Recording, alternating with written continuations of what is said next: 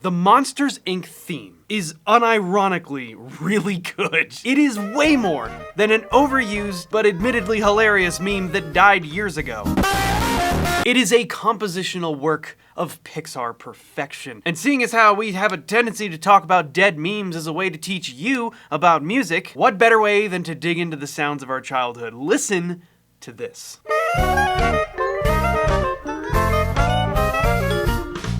Listen to that again.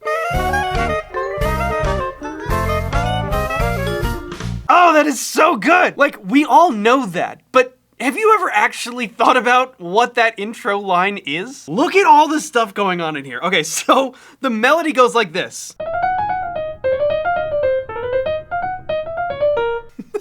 That has nothing to do, like at first glance, it has nothing to do with where we're going, which is E flat. That's like the key that this tune is in, right? But when we start on E flat, but we immediately go up to G flat. And we have this like, that right there, this is diminished. This is the diminished scale, right? Whole, half, whole, half, whole, half, whole, half.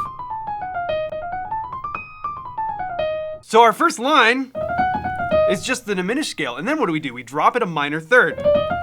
Then we go, we're just dropping minor thirds. The whole intro to this song is just, this is just like way more of an obscure opening than you would expect. Okay, so then we have this line. That's two chord changes. The first one, I just pointed one and said two. Anyways, the first one, this is over F dominant. It's the first time we don't have like a diminished or a half diminished chord. I'm not 100% sure what those first two are, but they're E flat and C, right? I'm playing them half diminished here. They might be fully diminished. That could be, because that's really just the same chord, right? That's the thing about diminished chords. Every note in the diminished chord can be the root of the chord, and it doesn't change any of the notes, right? C diminished is the same as E flat diminished, is the same as G flat diminished, is the same as A diminished. That's the trick with the diminished, and because that's the case, a little bit of a side tangent here, but that's 4 notes that are all the same chord. Well, how many exist? Well, we know it's only 12. That was not a clean chromatic scale. It's only 12. So we have 4 there. That means how many diminished scales are there? The answer is 3, because those 4 are the same, then we move. Those are the same, then we move again. And those are the same, and you've covered all 12 notes. Little trick with diminished. That's why this particular line, that works really well. But then, here's where we go next. Just an F dominant chord, right? But it has a flat 9 because the melody plays right there. And then, now we finally get a 5 chord that's gonna lead us into the beginning of the song. We haven't even gotten to the melody yet. And this is already just like, whoa, what is going on? What an intro.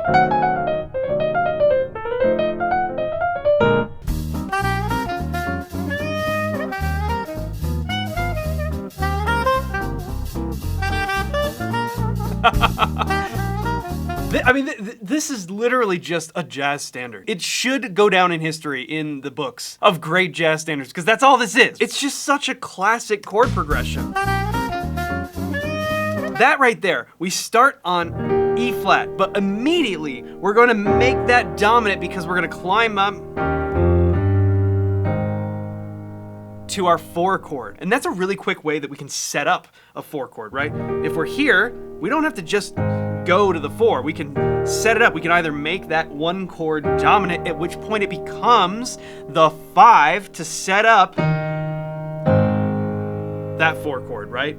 And then sometimes we can even throw a 2 in front of that. And that sort of is like kind of implied here. Like I didn't hear it explicitly because the bass is kind of climbing up kind of like that, but you could imagine that we could play a B flat minor 7 in front of that E flat 7 before going to the A flat chord, and that would give us a 2-5 lead in. Right?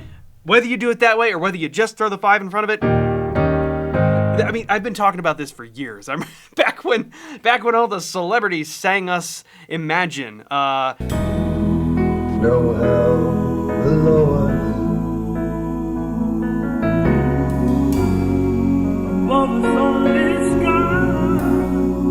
yeah, that was a fun explanation of how you can kind of go to any key you want if you just throw a 5 in front of it. That's exactly what's happening here. And then we just make it minor. That's...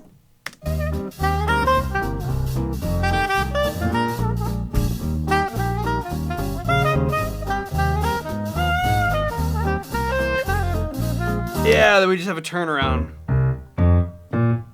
So the chords here, they're honestly really simple. Starting on E flat, and then our melody, of course. That's when we get our E flat dominant, going to the A flat. Make that minor, A flat minor, and then just right back to the 1 chord. Now we go to C7, the 6th chord in this key. And are all these dominant? I think they are. Yeah. So we're using what you might consider to be like secondary dominant chords. They're dominant chords that normally would be minor if we were just talking about the naturally occurring chords within the major scale. So if you take E flat major, if we just use those notes to construct triads, right, we're gonna end up with a major chord, a minor, so F, our 2 chord is minor, our 3 chord is minor, our 4 chord is major, 5 chord is major, 6 chord is minor, 7 is the only one that kind of is an outlier, that's kind of like diminished, right? And that brings us back. So when we look at those chords, we would expect our C chord to be minor, and we would expect our F chord to be minor, and that's not what we find. We get a C7. We flipped that chord that would normally be minor, we made it dominant. And that allows it to kind of have this pull to the F chord, because now it's functioning as a 5. Right? If we were just going to F normally, it would sound like that. So what we're doing is we're using this pull of the dominant chord to go to F, but when we get to F, we don't play it as a major chord, we play it as a dominant chord again. So it creates its own pull to B flat. See what we're doing here? We're just using every chord and making it dominant so that it functions as a 5 chord heading somewhere else, right? So once again, we start on E flat. That C wants to pull to F, but we make that dominant now. And now it wants to pull to B flat, which is also dominant, and it wants to pull back to E flat major. This is the brilliance of utilizing the key circle, utilizing dominant chords as a way to create these compelling motions, using them as 5 chords, and it's a great way to just bounce around the circle of fifths.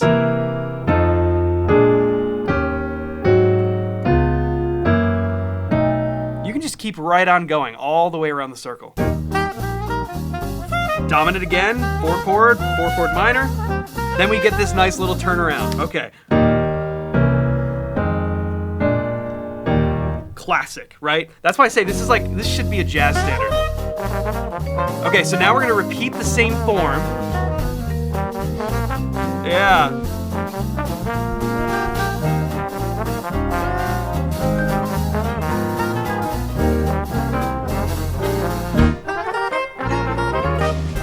Ah, there it is. We talked about it in the beginning. That 2-5 going to the 4 chord. Call it 2-5 to the 4 for short. What that basically means is we're gonna go to our 4 chord, which in this key is A flat, but to get there, we're going to use a 2-5 in front of it, right? So if we're in A flat, the 2 is B flat, and the 5 is E flat. It's the super easy way to set up a key change. In this case, we're going to the bridge. So the bridge starts on the 4. Yeah, right.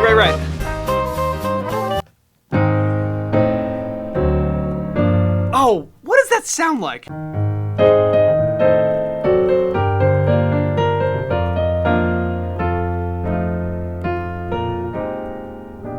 Sounds like the bridge to Have Yourself a Merry Little Christmas. And if you want to have yourself a Merry Little Christmas, guess what? When you could be losing all your money in the Hawk to a pump and dump, instead, you can do something useful like learning how to play the piano. And we actually are running the most insane deal. We've never done this before. I got to what was supposed to be the end of the Black Friday sale, and I honestly just felt just kind of like, the price doesn't need to go up for this. This has been a weird year for everybody economically, like whatever, right? So my whole goal with this channel is to teach you about music and hopefully so that you're interested in learning to play it for yourself. And that's why I built the 8-course bundle that is available right now. It'll take you from never having touched this instrument before to learning anything that you really want to learn. It gives you the toolkit to go forth and learn all of the music on the piano that you could ever dream of. It's a lifetime of work ahead of you. It sounds daunting. It's not daunting. It's literally incredible. If you want to never be bored ever, learn how to play music. Bored? Go sit at the piano. It's the ultimate cure for boredom. It's 8 courses and it's 99 bucks. They normally sell for over 700 if they're all individual, and so we just put it in one package and marked it over 80% off. And also this year is serving as the pre-sale for Intro to Piano 2.0. I'm going to be replacing and updating and making way better my best-selling course of all time, and that is the Intro to Piano course. You get the current Intro to Piano version right now, but we are hard at work at finishing Intro to Piano 2.0, and that's going to be coming out soon. So when you buy this bundle, you get access to that automatically. It's just going to be updated in your account. That course is going to be fully released at some point. It's probably going to be more expensive than this entire bundle. So this, I'm telling you right now, this is the year that you should finally learn how to play music for yourself. It is one of the greatest joys in life. And I've put together everything that I have learned and explained it in the ways that I would have wanted somebody to explain it to me when I was learning. It's incredibly easy to follow. You'll make more progress than you ever thought you could. Probably faster than you ever thought too. It's 8 courses for 99 bucks. Use the link in the description or scan the QR code. This is how I support the content on this channel. I wanted to build something that was directly from me that could actually be useful for you, rather than taking sponsorships from something like BetterHelp or companies that I don't care about and you don't care about. I figured it would just be way better for everyone if it was actually just something that you could make use of. And the holiday sale was supposed to be more expensive, but to be honest, I got to a point I was like, I don't need to raise the price of this. If it makes it more practical for anybody to start learning, then that's totally worth it to me. So please take advantage of this. It's only going to be available until the end of the year, and it's a great way to support the channel, which I appreciate so much. So go start learning the piano. Virtual Me is in that link waiting for you.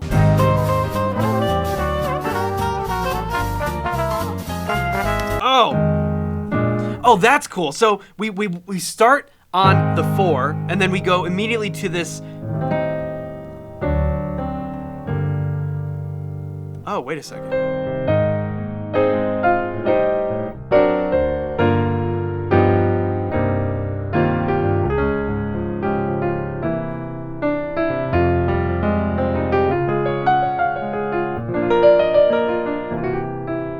That's what this bridge reminds me of. Sorry, tangent. Anyways, A flat, and then A half diminished to D7. What that is like a 2-5 going to G minor, right? But when we use that sound, what we call half diminished, you could also call it minor 7 with a flat 5, right? We use that sound usually when if that's the 2 chord, we're normally going to minor, right? 2, 5, 1.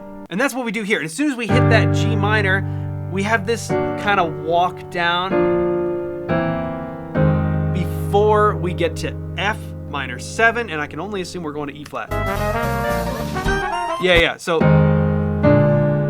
2, 5, right? Yeah. Bingo. And now we have one more A section. This is a classic AABA tune structure. It follows the structure of so many jazz standards. And that's why what's cool about it is you really only need to learn the A once, because it's kind of repeated 3 times. Now, normally the final A might be a little different. Let's see if it is. Oh yeah, okay. So we don't get a full A. Yeah, okay. So we kind of just end.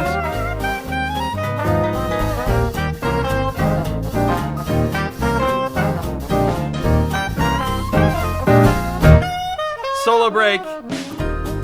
Yeah. Now we're in the exact same form. We're just gonna play some solos now.